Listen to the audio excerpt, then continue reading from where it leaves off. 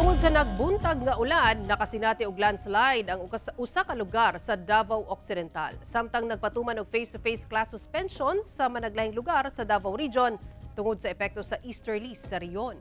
Ani ang report.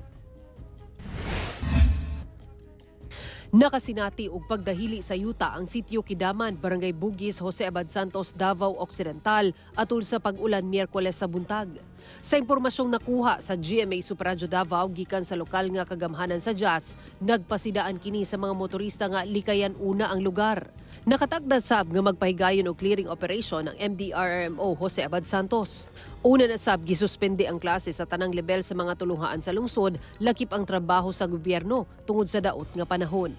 Gisuspende sab ang face-to-face nga klase sa pipila ka tulunghaan sa Bansalan, Davao del Sur tungod sa daot nga panahon.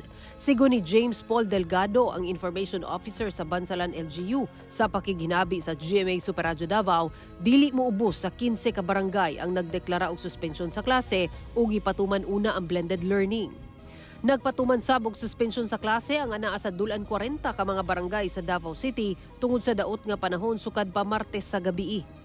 Lakip dinhi ang pipila ka barangay sa mga distrito sa Marilog, Turil, Kalinan, Tugbok, Buhangin, Bunawan ug Bagyo. Base sa opisyal nga anunsyo sa maong mga barangay sa ilang Facebook page, gipasabot nila nga kini alang sa kaluwasan sa mga estudyante ug mga teaching ug non-teaching staff.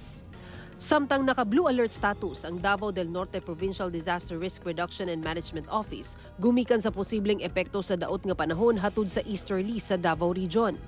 Gibutyag ni Glenda Deli ang hepe sa PDRRMO Davao del Norte sa pakiginabi sa GMA Super Davao, nagpasabot kini nga naka-activate ang emergency operation sa buhatan alang sa paspas nga pagresponde panahon sa kalamidad.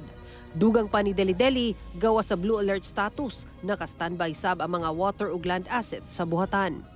Hinuon base sa mga naka-install nga CCTV sa mga kasapaan sa probinsya, nagpabilin nga anaa sa normal ang level sa tubig. Sumala sa pag-asa, easterlies o ang init nga hangin gikan sa dagat Pasipiko ang magdala og mga pag-ulan sa Mindanao. Sara Hilomen Velasco, 1 Mindanao.